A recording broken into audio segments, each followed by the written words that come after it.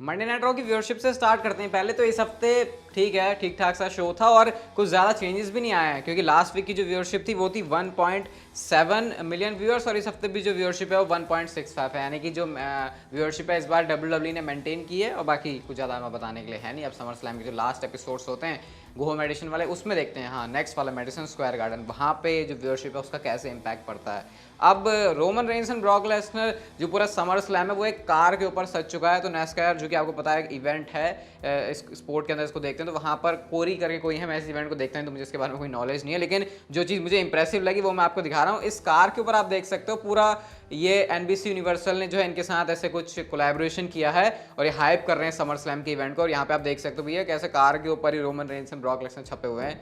मतलब किसी एक WWE के फैन के लिए तो ऐसी कार होना एक ड्रीम होगा कि भैया उसने अपने फेवरेट सुपरस्टार्स की जो फोटो है उसको लगाया हुआ। हालांकि थोड़े टाइम में आउटडेटेड हो जाएगी क्योंकि समर स्लैम चले जाएगा, तो लेकिन देखो भाई इससे कूल चीज़ मुझे नहीं लग सकता कार के ऊपर कुछ और होगी, एटलीस्ट मेरे लिए, कि भैया ऐसे कार है तुम्हारे पास और उसके ऊपर बिल्कुल ऐसे बिल्कुल फंकी सा डिज़ाइन है। वो भी समर स्लैम का इस बार लोगो भी काफ़ी अच्छा लग रहा है, पहले शुरू में लगा नहीं था मुझे। तो बताना आप लोग मुझे ये कार आपको कैसी लग रही है, और ये कार आपके पास होती तो फिर वैसे फैंटेसी में तो जी सकते हैं ना, ऐसे बोलने में क्या जाता है। WWE अपने समर स्लैम के हार से खुद ही खुश नहीं है। रेसल वोर्स ने क्या ट्वीट किया आप लोग देख सकते हो कि WWE के अंदर जो लोग हैं they really don't like the summer slam card. अब हंसने वाली बात देखो क्या है, खुद इन्होंने ही बुक किया है और अब इनको ही खुद मजा नहीं आ रहा कि ये जो है क्या समर स्लैम के अंदर हो रहा है। तो पता नहीं अब इसका क्या मतलब है। अब मैं तो इसका एक मतलब ये निकाल रहा हूँ कि भैया जल्दी से जो है WWE समर स्लैम के अंदर कुछ और मेजर और बड़ी चीज़ें कर दे कि उनको भी लगे कि हाँ अब चीज़ें बढ़िया हो गई हैं क्योंकि अब उन्होंने और ज़्यादा एफर्ट्स लगाए हैं। अगर इसका ये मतलब है तो अच्छी बात है, और कार्ड में चेंज नहीं होने वाले तो रोते रहो धोते रहो, मुझे क्या, किसी WWE फैन को कोई फर्क पड़ेगा नहीं उससे। लेकिन फिर भी कह सकते हैं हाइप तो है, हाइप्ड है फैन समर स्लैम को लेके। नाया जैक्स ने एक बड़ी इंटरेस्टिंग बात बोली ब्रॉक लेसनर के बारे में, और उन्होंने कहा कि मेरे को ब्रॉक लेसनर से F5 खाना है। उन्होंने ऐसा क्यों कहा? उन्होंने ऐसा इसलिए कहा कि देखो विमेंस डिवीजन के अंदर मैं एक सुपर हैवी सुपरस्टार हूं, तो मुझे बाकी सुपरस्टार ने उठाया हुआ है लेकिन उस तरीके से नहीं जैसे मुझे लगता है ब्रॉक लेसनर उठा सकते हैं। क्योंकि जब ब्रॉक लेसनर मुझे उठा के F5 पटकेंगे तो मुझे ऐसे मारेंगे जैसे कि मैं कुछ हुई नहीं, मेरे अंदर कोई वजन नहीं है, क्योंकि ब्रॉक लेसनर का इतनी ज़बरदस्त ताकत है। तो ये नाया जैक्स का एक सपना है कि उनको ब्रॉक लेसनर से F5 खाना है, ये उनका सपना है। बहुत सारे लोगों का नाइटमेयर होता है कि उनको ब्रॉक लेसनर से F5 ना पड़ जाए, क्योंकि F5 पड़ने के बाद बंदे की हालत क्या होगी वो आप लोग अच्छी तरीके से जानते ही हो। तो वैसे ये चीज़ इसलिए भी नाया जैक्सन आई थिंक बोली है क्योंकि नाया जैक्सन रैंडी ओटन का वो सीन हुआ नहीं था जब RKO पड़ा था उनको, तो वो भी एक मेमोरेबल मोमेंट है WWE का, क्योंकि यूजुअली जो मेल रेसलर्स हैं वो फीमेल रेसलर्स के ऊपर हाथ नहीं उठाते, बट ये रेयर चीज़ है। एंड ब्रॉक लेसनर कैरेक्टर पर सूट भी कर सकते, बट वही बात है नाया जैक्स तो है नहीं WWE के अंदर, लेकिन ख्वाहिश वो जरूर उन्होंने जता दी है जो कि बहुत सारे लोगों के लिए नाइटमेयर होगा। मंडे नाइट रॉ के एपिसोड के बाद WWE वो चीज कर रही है जो उनको समर स्लैम में करनी है। अब आपको पता है समर स्लैम के लिए WWE ने ऑफिशियली रिडल और सेथ रॉलिंस का मैच एडवर्टाइज कर दिया है, बट मंडे नाइट रॉ के ऑफ एयर जाने के बाद डार्क में WWE ने इस मैच को करवाया, जो कि काफी वियर्ड है। वैसे लाइव इवेंट्स के अंदर अगर मैं गलत नहीं हूं तो इन सुपरस्टार्स ने रेसल ऑलरेडी कर लिया है, लेकिन ये अजीब नहीं है कि उसी रॉ पर तुमने समर स्लैम के लिए मैच ऑफिशियल किया और रॉ ऑफ एयर चलेगी भली, लेकिन वहां के लोग बैठे हुए जाके अब उस मैच को देख रहे हैं, तो उनको ये नहीं लगा कि हम तो भाई बिल्कुल ही बेवकूफ़ हैं क्या कि समर स्लैम में ये मैच है और ये अभी दिखा रहे हैं, मतलब जैसे उन फैंस को WWE बिल्कुल बेवकूफ़ समझ रही है। तो ये कुछ अजीब सी हरकतें हैं जो कि WWE की लगी रहती है हमेशा, और इस बात को कोई आंसर नहीं होता, ना फैंस उसको समझ पाते हैं और ना WWE कभी इस चीज़ का आंसर करती है।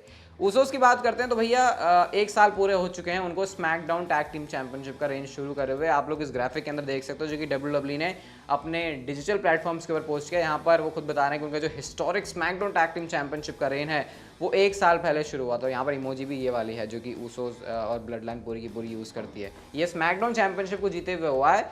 इसमें ये ऑब्वियसली अनडिस्प्यूटेड वाली तो अभी उनके पास है, ये तो 1 साल हो चुका है अब उनको भी पूरा। यूजुअली 1 साल का रेन लेके जाना बहुत ज़्यादा रेयर होता है WWE के अंदर, लेकिन रोमन रेंस क्योंकि अब इतने ज़्यादा अपना लंबा रेन लेके जा चुके हैं तो अब फिर भी ये कुछ इतना लंबा चौड़ा बड़ा लग नहीं रहा है, वरना 1 साल रेन रखना चैंपियनशिप के लिए बहुत बड़ी बात होती है WWE के अंदर।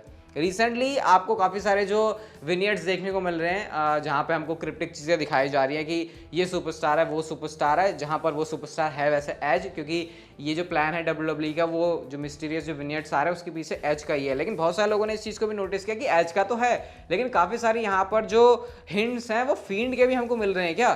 तो यहाँ पे एक स्पेकुलेशन ये है जो कि मैंने ट्विटर के ऊपर ही देखी है कि शायद फील्ड आ सकते हैं एज के साथ में, मतलब एज तो है, ये बात तो है। और मतलब इवन मैं आपको ये बताता हूँ कि WWE का नेक्स्ट मंडे नाइट रॉ के एपिसोड के लिए जो कि मेडिसन स्क्वायर गार्डन से है, वहां पर पॉसिबली एज का रिटर्न करवाने का प्लान है, जो कि समर स्लैम से पहले होगा। तो ये WWE इस समय प्लान कर रही है, प्लान ऑब्वियसली चेंज हो सकता है, लेकिन ऐसा भी हो सकता है कि एज तो है इसमें, लेकिन साथ साथ में फील्ड को भी लेकर आ जाए।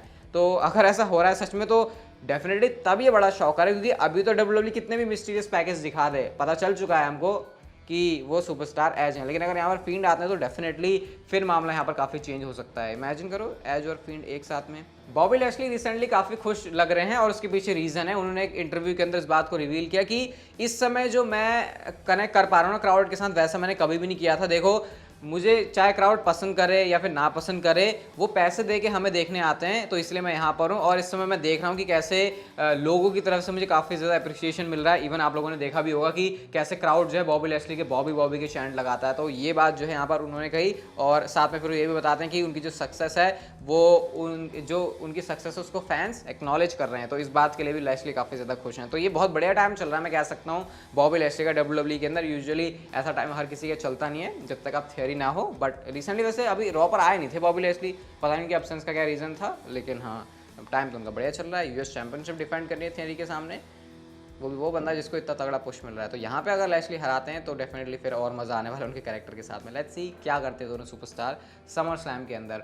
रैंडी ओटन की मैं आपको अपडेट भी दे देता हूँ। तो रैंडी ओटन के बारे में खुद रिडल ने हमको बताया कि इस समय रैंडी ओटन रिकवर कर रहे हैं अपनी इंजरीज से, और मुझे लगता है कि वो बहुत जल्दी वापस आने वाले हैं। मैं और इससे ज़्यादा नहीं बता सकता क्योंकि मैं डॉक्टर नहीं हूँ, मुझे एक्जैक्टली कोई डेट नहीं पता है, लेकिन रैंडी ओटन जो है उसकी जो उसके अंदर जो है हाई स्पिरिट्स हैं और वो काफ़ी अच्छी तरीके से समय रिकवर कर रहा है। तो काफ़ी पॉजिटिव अपडेट उन्होंने दी, और साथ में उन्होंने सेथ रॉलिंस की भी बात करी है कि कैसे Seth freaking Rollins is probably one of the best greatest wrestlers to be doing it right now in this era। तो ये उन्होंने बहुत बड़ा कॉम्प्लीमेंट सेथ रॉलिंस को दिया, और यूजुअली जब सुपरस्टार्स फ्यूड के अंदर होते हैं तो वैसे कॉम्प्लीमेंट नहीं देते। डेफिनेटली यहाँ पर कैरेक्टर ब्रेक करके उन्होंने बोला है, जो कि काफ़ी बड़ी बात है। पॉल हेमन ने तगड़ी वाली वार्निंग निकाल दी ब्रॉक लेसनर के लिए। अब मंडे नाइट रॉ के एपिसोड में उन्होंने कहा नहीं था कि रोमन रेंज ब्रॉक लेसनर के डाल के उसका दिल बाहर निकाल लेगा, तो इस बात के ऊपर अभी भी वो कायम है। और ऐसे ही उन्होंने ट्वीट किया कि trending number 1, I can't say this is a prediction nor even a spoiler but it is sure as hell is a warning. मतलब वो क्लियरली डरा रहे हैं ब्रॉक लेसनर को कि यार चल लास्ट मैन स्टैंडिंग है, मैंने तेरी तारीफें कर दी थी, बट इसका मतलब ये नहीं रोमन रेंज पीछे, रोमन रेंज सैवेज बन के आने वाला है तेरे सामने। और जिस हिसाब से WWE इसको हाइप कर रही है प्रोमोस के अंदर, अगर एक्चुअल में रोमन रेंज से ब्रॉक लेसनर सामने आए तो आई थिंक इस चीज़ का इम्पैक्ट पड़ेगा, क्योंकि हंसी तो तब आती है जब दोनों की फ्यूड चल रही है, एक बंदा स्मैकडाउन में आता है, एक रॉ में आता है, कोई रॉ में आता है तो दूसरा स्मैकडाउन में आता है। मतलब ये बैठ के सोचते नहीं होंगे, मैं तो यही सोचते रहता हूँ दिन भर बैठ के कि ये बैठ के सोचते हैं कि ये कर क्या रहे हैं।